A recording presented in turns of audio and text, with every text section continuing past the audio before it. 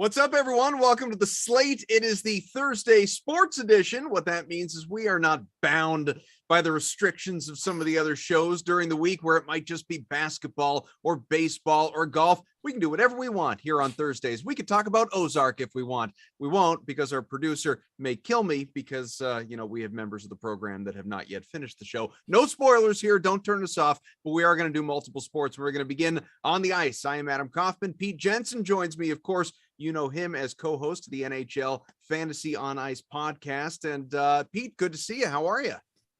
Good to see you. I appreciate you holding off on the spoilers for anything regarding the Bird family. But yeah, I appreciate you having me. Looking forward to watching that in the near future. But it's Stanley Cup playoff time, so that's on the back burner right now, right? Yeah, you'll come up for air right around mid to late June, and then you can catch up on all the TV and movies that you may have missed along the way. There are only 4 games tonight, which, this time of year feels like a meaty slate, doesn't it? We're so used to there being 10 to 12 or at least, 7 during the regular season on a quiet night. Now, it's the time of year where you get 2 or 3. So 4 feels kind of meaty, substantial. Yeah, it does. I mean, we have some stars in the mix for sure. Obviously the Dallas Stars, but we have some superstar players in the mix with guys like Huberdeau, Panarin, Zibanejad, Adam Fox. I mean, these guys really need to step up. Of course, Barkov as well for the Florida Panthers. But I mean, this is must-win territory for the Florida Panthers and especially the New York Rangers, right? When you consider they're both at home, Florida won the President's Trophy, so they got to step it up after dropping the first game against the Washington Capitals. And then the New York Rangers are going to be facing Pittsburgh's third-string goalie, Louis Domingue, the living legend right now after what he did the other day in triple overtime. So, I mean, if the Rangers can't beat Louis Domingue on home ice in a must-win game, hate to break it to you, that might end their season prematurely. So we'll see what happens, but certainly some urgency. And as we saw last night, some bounce back appeal for DFS players. Games tonight, you got the Penguins looking for a 2-0 series lead on the Rangers after that marathon, as you noted. The Capitals are going for a 2-zip lead in Florida on the Panthers. A little bit later on tonight, the Predators trailing a game in Colorado, so the Avs trying to double up there. And of course, the Stars and Flames, it's Calgary up 1-0 in that series. Looking at the DraftKings Sportsbook, Pete, you've got some games, most of them, quite frankly, they're expecting a lot of goals. In particular, the spread, the goal total is 7, the spread being 1.5 in all of these games, but the goal total is 7 for this Washington, Florida game. So effective. If you're making a lineup, a classic lineup, and you want to load up on a particular game, is that the one with the most projected offense that you're focusing on? I mean, there are 2 teams playing tonight that could, maybe hit that number on their own. And we're talking about the Colorado Avalanche facing David Riddick, projected starter, with UC Saros injured. A couple of goalie injuries in hockey right now between Freddie Anderson and Ranta for the Hurricanes, and Tristan Jarry and Casey DeSmith for the Penguins. And then UC Saros is unfortunate because if Saros was playing, he might have been able to help neutralize that Avalanche offense. Instead, it was a 7-goal outburst for the Avs in game 1. Wouldn't be surprised if they replicated that. So definitely looking to get a couple of Colorado players into my mock lineup. I have Devon Taves in there, their number 2 defenseman behind Cale Makar. He's very affordable in DFS 4,900. And then Nathan McKinnon, I was able to spend up for him, was able to spend up for Jonathan Huberdeau as well for the Florida Panthers.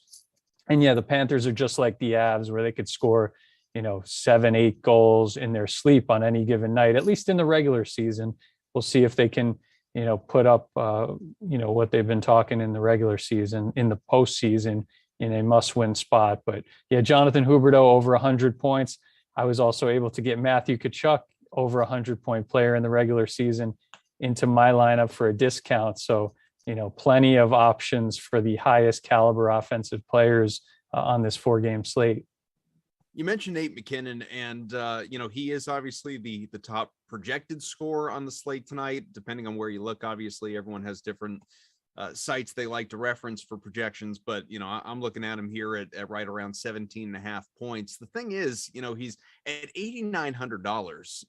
For that salary, I guess I wonder if you'd be. I know you said you can afford him as a pay up option in your lineup, but if you're looking to maybe balance it out a little bit and pay down, just in terms of trying to create a little bit more value or a little bit more opportunity in the rest of your lineup, you don't seem to lose much. Not exact same position, but obviously both forwards.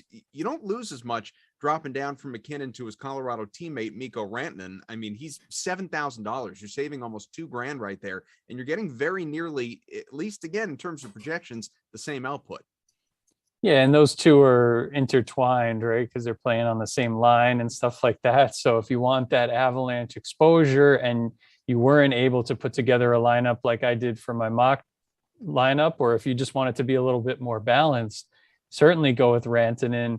We have our playoff pool rankings, NHL.com/fantasy. Rantanen, Makar, and McKinnon are all in the top 7 of that list of top 100 skaters. So, certainly cream of the crop, whichever way you go in terms of drafting Avalanche players. And then, one stat on Nathan McKinnon that's just ridiculous. I mean, he's third if you go minimum 50 games of playoff appearances in a player's career.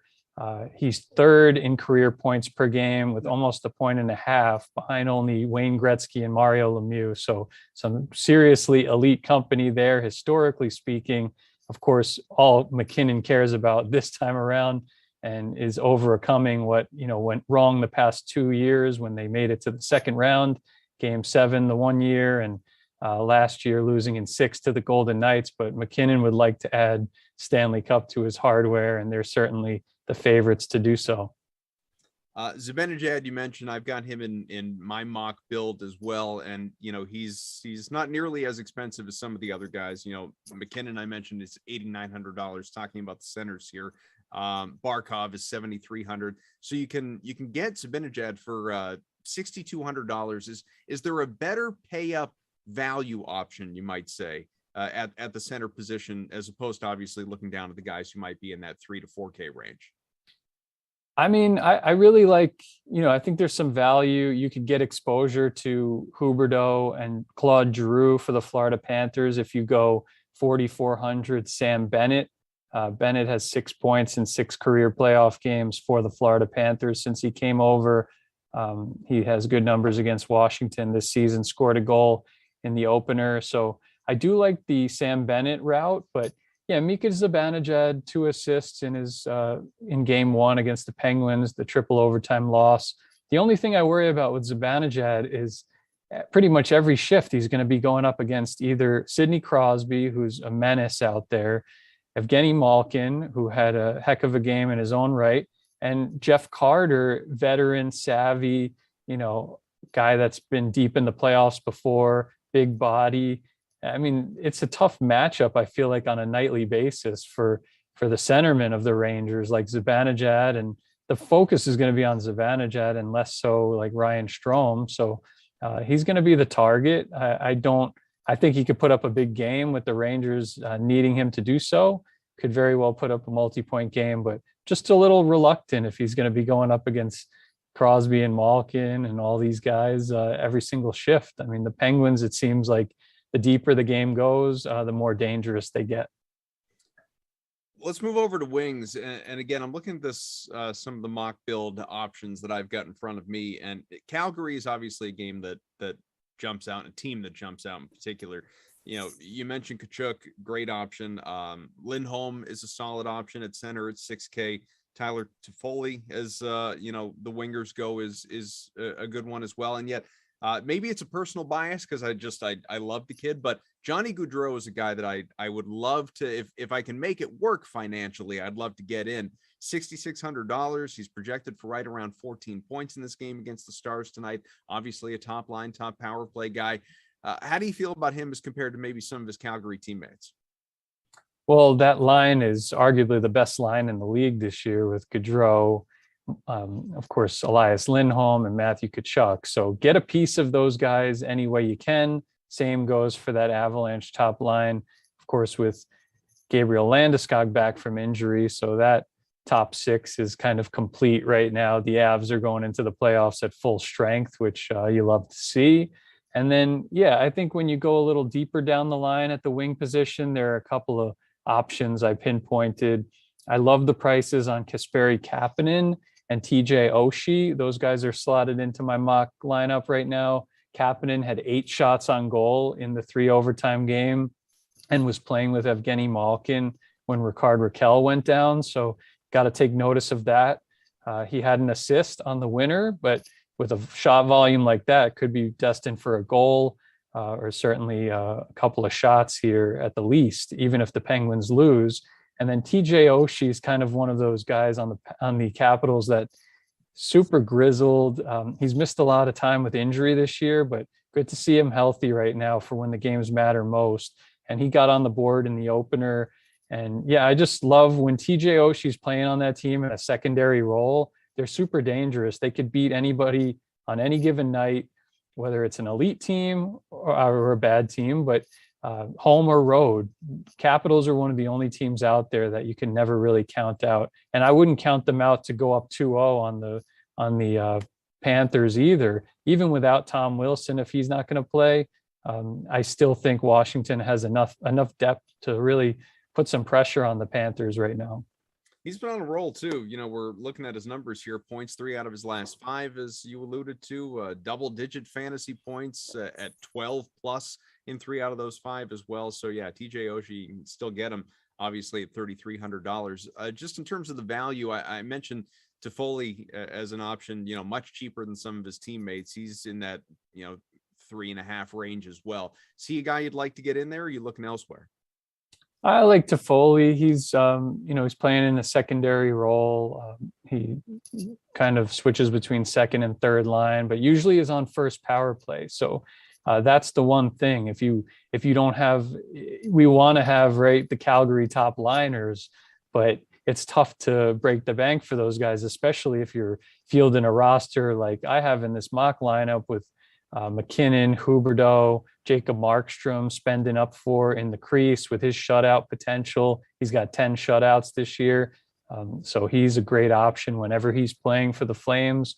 And then, yeah, I think that Toffoli, just the fact that he's on that first power play, which has put up tremendous numbers ever since he was traded from Montreal to the Flames this year.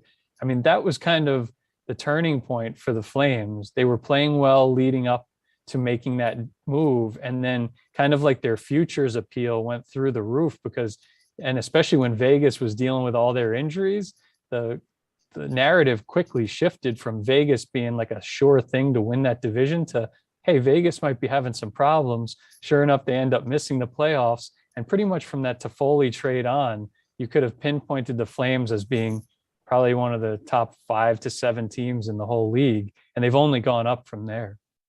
You're probably, just in terms of what you have available to you financially, you're probably only going to pay up for one blue liner, if any. I mean, you may opt for value at both those slots in your DFS lineups, but I mean, John Carlson's probably going to be incredibly popular. That's the guy that there are 2 really that I like most. It would be Carlson and be Adam Fox in that sort of 5K plus range. I know you mentioned Cale Makar before, and obviously he's a great player. I'm not denying that, but I'm just not sure salary wise it makes the most sense to pay up for a Makar or Roman Josi, somebody like that, when you can have guys like Fox or Carlson at such a discount. Yeah, I mean, I usually don't look to advise more than 5 to 6K on a defenseman any given night. Obviously Yossi's having like an MVP caliber season, so no knock on him. But even if given the chance to choose between Cale Makar and Devon Taves, like Devon Taves is a fraction of what he's going for, and he's going to put up multi-point games left and right, just like Makar does. So I think that's definitely a good route with the favorable matchup against Nashville, Devon Taves. I also love what Noah Hannafin has done for the Calgary Flames. He's like quietly emerged as their best defenseman. Rasmus Anderson's having a career year, but if you look back to like the final month of the season, Noah Hannafin's like around a point per game player. He's been really heating up of late. He provides a high floor even when he's not scoring points. Like you saw game 1, 4 shots, 2 blocks. I mean, that's pretty high floor for DraftKings scoring. And yeah, I think with the point production and just overall, ever since they fired their former coach and brought in Daryl Sutter, even tail end of last year. It's been kind of like Noah Hannafin taking the next step in his career. So yeah, I'm taking two guys in my mock lineup, Taves and Hannafin, both sub $5,000 in DraftKings. It would seem the chalk goalie tonight, we've talked a lot about Calgary, is going to be Markstrom there for the Flames. Is that the direction that you want to go? Granted, he's priced sort of in the middle of the 8 available goalies tonight. He's $8,100 on DraftKings, but projected for about 16.5 points. Or is there somebody you like better? I mean, I think, Markstrom fit my price point a little bit better for my mock lineup, but how could you ignore after what happened the other day, right? Igor Shesterkin, 79 saves. I don't care that he lost the game. I mean, most people probably, cashed in their contests having that guy in their lineup, and it is a must-win scenario for the Rangers. I know they're not facing elimination, but he's got to beat Louis Domingue for a full game, right? Like he was brought in, Domingue, for a couple of periods and was perfect. Give him full credit. That's an amazing story in terms of what he was doing. He wasn't even on the bench and stuff, and then he comes in and saves the game for the Penguins. But for a full sample size over an entire game with the urgency that the Rangers should have, they should put enough run support up in front of Shesty. And I do like Shesterkin as the top goalie option. I just like that shutout potential. And again, $400 cheaper in DraftKings for Markstrom, just as good of an option against Dallas at home. 46 fantasy points last time out in that triple overtime thriller. Yeah. Pretty amazing. It's unbelievable for Shesterkin. All right. Well, we have much more to cover here in this Thursday sports edition of the Slate. So with that, Pete, we greatly appreciate you hopping on with us again, co-host of the NHL Fantasy on Ice podcast, and of course, an editor over at NHL.com, does great things. And I am sure we will be joined by him as the postseason rolls along. Pete, thanks so much for hopping on. Appreciate it. You guys do great work as well. Always appreciate you having us on. And yeah, check out our work, NHL.com/fantasy, all playoffs long. And we just dropped a new podcast episode today. So fire it up whenever your show ends. Thanks for having me. Sounds perfect. No need to butter us up. We already planned to have you back. All right, Pete, thank you so much. Let's bring in Reed T. Fowler. Reed, it's always wonderful to see you, obviously. There's much to get into, but we have to stay near and dear to your heart, as we always do on Thursdays with the beginning of the golf week. And that, of course, the Wells Fargo is underway, my friend, round one. And taking a little look-see at where things stand. The very latest, you're glued to it, I know, but me poking in here, Jason Day has had himself an unbelievable first round. He's not even quite done. He has one hole left, but he's 7 under, 2-shot lead with those right behind him in the clubhouse, the likes of Matthew Wolf and Denny McCarthy. You have a few others in the mix as well, many hot on their heels, but we got to begin with Jason Day. What have you seen from him, and did you see this coming at all? You're muted, my friend. You're muted. Oh, rookie mistake here. That's how glued I am. That's how glued I was in. And then, with my reactions to these guys missing putts, I don't want to cuss on the sports show. I don't want to get any of my cuss words. But yeah, like with Jason Day, like, of course the talent's always there, but he hasn't been around outside of the Farmers, I think, where he usually plays well. Outside of that third place finish, I believe it was, you haven't really seen much from him at all this year. And, he's been dealing with some injuries. His mom passed away earlier this year, which is, devastating how close he was to his mom. That can play, like, a lot of personal stuff can play into the psyche of golf, right? Because so much of it is mental. So that's, that kind of goes into it, but this is kind of the perfect setup for Jason Day. At this stage in his game, because probably not able to overpower golf course anymore, especially with his type of swing now that he plays a left to right. He doesn't play that draw that he usually plays, or that he played earlier in his career. So yeah, and when you get this guy who can make every single putt, this guy's not missing any putts. He's rolling them in pure. He's not just catching the edges. He's making all the putts. But we know this is going to be a difficult contest because weather is coming through over the weekend. So it's far from over. There's a lot of guys that are chasing too that could make a difference. I've no doubt that you've been talking ad nauseum throughout the week leading up to this, whether obviously on the slate with the full golf show yesterday or the sweat at certain points during the week leading up to the Wells Fargo. But who were some of your favorite plays going into this week, and how have they performed so far here in round one? Yeah, I mean, some of those guys, they played well. I mean, KH Lee is always someone that I play when we get to a TPC course, which this is, and he played well. He bogeyed the last hole because he missed a 4-foot putt, which is never great. And but he finished 4 under, which is solid, right? Because the leader right now, J Day, is at 7 under. You want to be kind of in that position. Sergio Garcia also finished at 3 under. He had some funny sound bits when he lost his ball on a hole. I would suggest everyone type in Sergio Garcia on Twitter and see what I'm talking about. It's pretty funny. Abraham Ancer, Corey Connors, they were both at 1 under par. Charlie Hoffman is someone that was one of my long shots, and he was at 3 under par up until the 6th hole, Cough, where he made an 8. He made a snowman on a par 4, which obviously put him to +1 to 1 over par. He was playing well, and he was one of the guys that I slated for at least the top 40, and he was trending to being inside the top 20 at least at the end of this top 15 end of this round. But a quadruple bogey, 2 shots in the penalty area isn't going to cut it there, old Chucky. So he's not playing too well. And Kevin Streelman is another player that I liked coming into this week, and he shot 4 over par today. So it's sort of a mixed bag of results. Not too worried about it because the weather is going to play a difference. Hopefully that brings some of these guys back on the leaderboard. But it's a fun tournament to watch. Who's disappointed you? Not obviously specifically guys that you liked who you just rattled off, but guys that maybe the pundits would have expected big things from here going into the weekend that obviously was a dud in round one.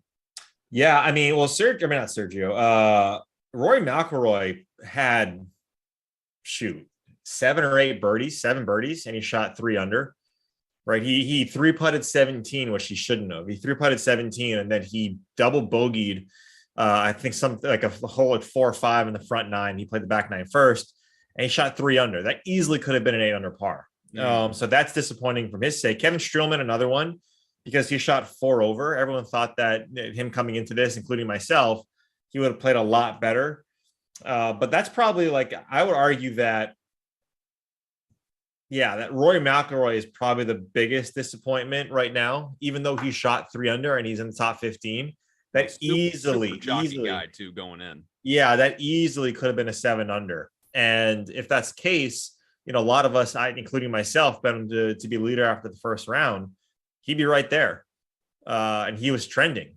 And then all of a sudden, people started posting on Twitter 4 birdies in a row. And this is a lesson for everyone watching, including my brother, who did the same thing that I reamed him, is that when someone's playing well, especially if you have first round leader, if it's Sunday and you have an outright ticket, don't count your money on hole 7 or on hole 6. Just shut your mouth and watch golf and don't say anything, because the golf gods will smite you and smite the golfer. Absolutely. Because once everyone started posting this, he made 4 birdies in a row. Once everyone started posting on Twitter, Rory's got it. He's got this in the bag, yada, yada, yada. Instant bogey. Instant bogey.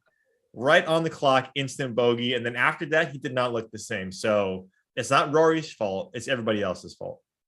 Look, there are tough lessons to learn. I myself, I had 5 lineups going into today, and a few of them are doing well, but not the one with Patrick Cantlay in it, Reed, after his old withdrawal. You mean Paul Casey? Or Paul Casey, yeah, not Cantlay, Casey.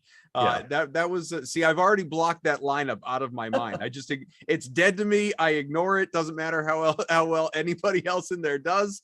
Dead. It's done. I can only rely on the others. These are the things that I need to learn how to guard against. At the very least, we're all going to build lineups that aren't going to perform well, but at least stay away from the guy that's going to withdraw. Well, Cough, that's 80% your fault. Yeah, it is 80%. I see what you were trying to do. I get the methodology of what you were trying to do, but he's withdrawn from 2 or 3 previous tournaments, and he withdrew at the at the Pro-Am, which was yesterday. And there were tweets out there that said he withdrew from the Pro-Am. So there you had all the signs in the world to say, do not play Paul Casey.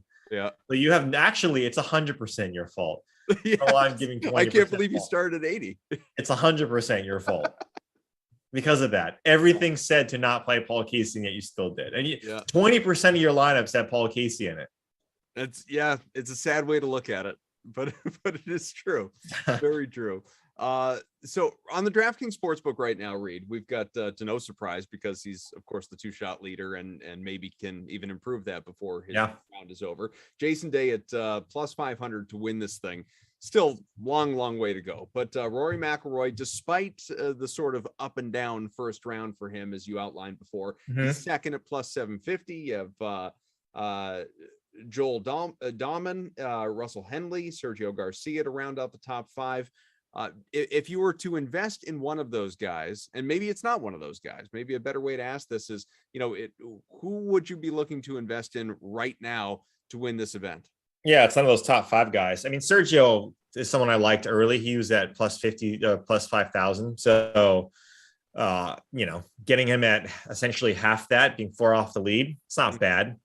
But I'd probably stay away. It's actually the guy you read in that number 6 spot there, Aaron Rye at plus 2,200. This guy has led the field. He led the field this week, or today, excuse me, in strokes gained total. He's been fantastic. And I was talking with Ulrich before we did our show yesterday that I'm going to feel really, really bad about not betting and not playing Aaron Rye in our DFS lineups, because he's going to come out and he's going to do what he's doing right now, which is he's been amazing as a ball striker. And this guy was really good on the DP World Tour. So seeing what he's doing now is not surprising to us in the industry, but might be surprising to a lot of people, because a lot of people don't know who he is. He plays with 2 gloves, right? One on the left, one on the right, which is kind of wonky to see, but that's what he does. And all he does is hit the greens and make putts. This guy is amazing. So at plus 2,200, even though his pre-tournament odds are plus 8,000, I don't mind that bet, because he's playing really, really, really well, and he's played well for a while. Are you more likely to invest in someone finishing top 5, top 10 versus an outright winner? Not necessarily. I can see why, but in my mind, if I'm betting, especially these guys up top, actually, no, I take that back. If I'm betting the guys up top, maybe I would go top 5, top 10. I usually don't. I'd probably go more outrights deeper in the field, right? Deeper in odds. If I get someone mid-tournament who's live, like once Jason Day was at 2 under par, that would have been a nice live bet, because if you were watching, this guy was burning every single edge putting, and he's good enough that at the turn, he can make an adjustment. He can start making his putts. And now look what he's doing, right? He's at 7 under par. So that's something I would have done earlier in terms of an outright. But in terms of top 5, top 10, I would only do that if I bet an outright on someone and wanted some insurance that I think that if he doesn't win, he can get into the top 5. So what are you looking for in round 2? Yeah, well, the weather. The weather is the biggest concern, I think, right now. And that's why it's so important for these guys to get out with a good score in round 1. But the weather is supposed to play a factor quite a bit. Wind and rain, especially rain, coming through this week at this course. And last time it did that to it's a little bit of an extent. It played extremely difficult, right? Kyle Stanley won at 7 under par. He lost strokes on the greens, but he won. It was extremely hard. Maybe it's not the same type of difficulty or the reasons why it was difficult, but that's what I'm looking at the most, is the weather and how that can play a factor. And then the guys who can play well in the weather and not worry about a little bit of rain, a little bit of wind. Dahman has, I'm saying that correctly, am I not? Yeah, Dahman, whatever you want. Well, I want to be right either way, but I'll just go with Dahman because it looks like it. He's moved to 1 shot off the lead right now, and he's still going. He's got a hole left in his round. Is this something? I know he was a good value option, obviously, and so it's not like he was completely overlooked, but is he should we have seen this coming, this performance from him so far? Yeah. Because he was trending, right? He was sort of trending, and I've played and bet Dahman, for the last 3 tournaments. And this one I decided not to, because I was fed up with him. This is what happens, right? He comes out and he does what he's doing. Sure. But yeah, like he definitely should have seen that coming. He's been, one of the better ball strikers on tour. And then at his number, I think he was close to like 80 on the outright market plus 8,000. And, when you take a look at what his sort of CV coming into this tournament, you could see why that he was a popular pick. He's, like you mentioned, he's not a sleeper by any stretch, because a lot of people like Dahmen. But yeah, I mean, to back it up right now, to only have 2 bogeys, I think it is. No, 1 bogey. 1 bogey in his round today is impressive. So we'll keep an eye on this as we go along. We've got 10 minutes or less left in this show, and staying true to the Thursday sports theme that we have here, we've got another sport to mix in. We'll do 3 sports with 2 people, and that is, of course, the NFL. I realize that not a ton is going on this week. This is more of a talking point than anything else, but it certainly made its rounds. And no, I'm not talking about Tom Brady coming out on a social media account earlier today, Reed, and saying that might have been a course you're not. The Tuck rule way back when, a couple decades ago. Of course you're not. Of course I'm not. No, too bad. Since you brought it up, we're talking about it. You don't believe that it's a Bieber TikTok thing. He's not being truthful. He doesn't believe that, at least not to the point where he really would publicly admit it, which is why he's doing it as a joke. Okay, so let me just lay out the context for you. I brought it up. Go ahead. This guy makes a 30 for 30 with Charles Woodson on the Tuck rule. Correct. Okay. This guy comes out and he says, and I know you're going to nitpick his words that he said maybe it was a fumble, but that's BS. On top of that, the rule was changed, 5-6 years ago, whatever it was, Sure. that it currently would have been a fumble under the new rule, right? Mm-hmm. If it wasn't a fumble and if it wasn't a big deal, why does he keep on talking about it?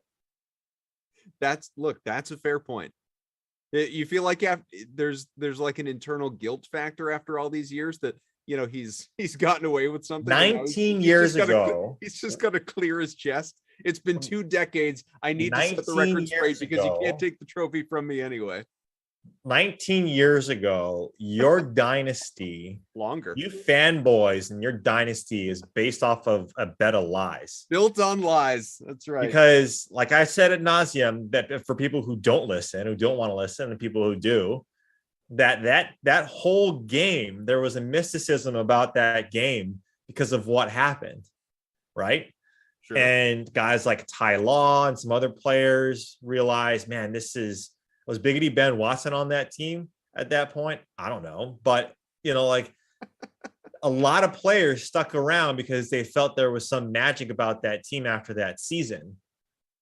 And you and I both know, okay, objectively speaking, right? Because take your fan bias out of it. If this was Chiefs, like Bills, and you saw that exact play, what would you say?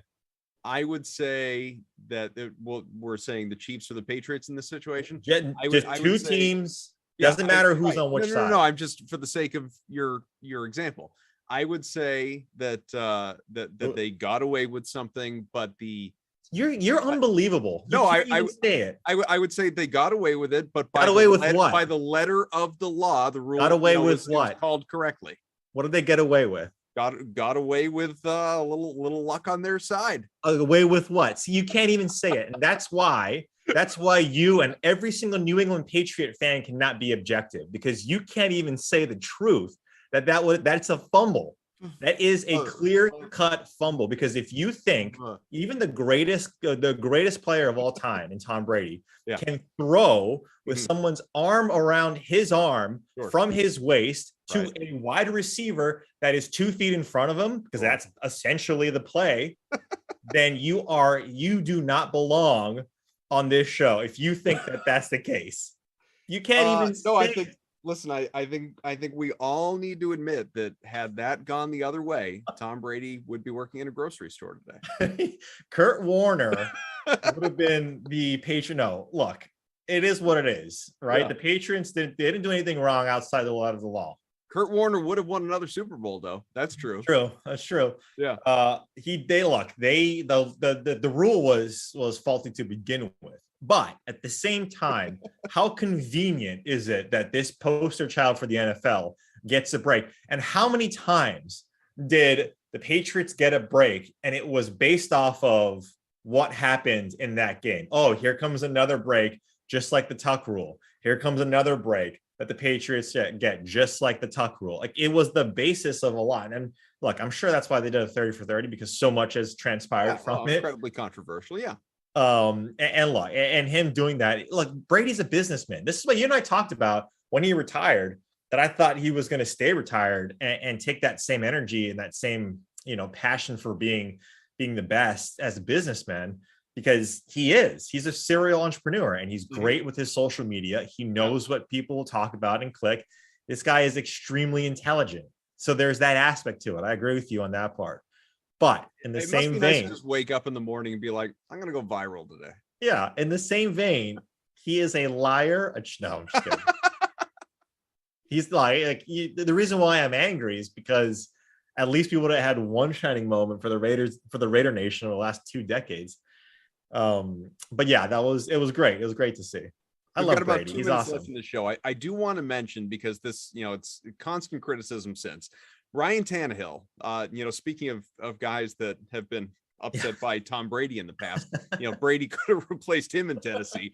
Ryan Tannehill is sort of under fire, or at least, has been widely criticized nationally for his comments about saying that he doesn't believe he needs to be a mentor for the recently drafted top 100 pick Liberty quarterback Malik Willis. And I'll be, there's been so much stuff, like you mentioned Kurt Warner. Warner tweeted, he'd be the mentor, right? Yeah. He said, I'll never understand the I'm not here to mentor the next guy mentality. So for all you young QBs that need a mentor, DM me and I'll be that guy. Happy to help in any way that I can. Excuse me, LaShawn McCoy tweeted out, if you didn't see this one, if you don't, and he didn't even mention Tannehill by name. This is what the kids call a subtweet, Reed. He said, if you don't want a mentor, I get it, but don't call yourself a good teammate. If anything happens to you and he needs to replace you, let's pray that he is prepared. Winning is the only stat that matters if you're a good teammate. If I could be the devil's advocate for just a second. Oh no. I devil's advocate? No way. This is brand new. I don't really think there's anything wrong with what Ryan Tannehill said. I think that I think that one, like, I guess maybe I'm just happy about it because, like, hashtag content, like we so often we want athletes to be honest. This is a guy who's 33 years old. His team tried to trade for, Aaron Rodgers, tried to trade for Deshaun Watson, tried to replace him with Tom Brady, just drafted a guy in the 3rd round or whatever it was, who's eventually going to, I had to go see a shrink, after a playoff loss to help him work through, his grief over it. I don't blame Ryan Tannehill for 1 second for saying, you want me to sit here and groom my replacement? Like, I'm just trying to hang on to my freaking job.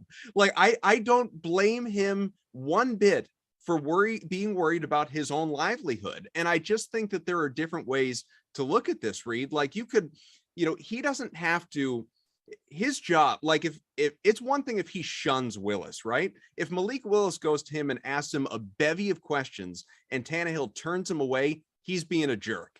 Yeah. But if he answers his questions and he, shows him how to be a pro and how to be is kind of a role model to him without specifically taking him under his wing and showing him how to, this is how you're going to be me and send me into free agency or a trade somewhere else. Like, there's a fine line between mentor and being a good teammate. And I feel like that's kind of getting lost here. Yeah. So I agree with you.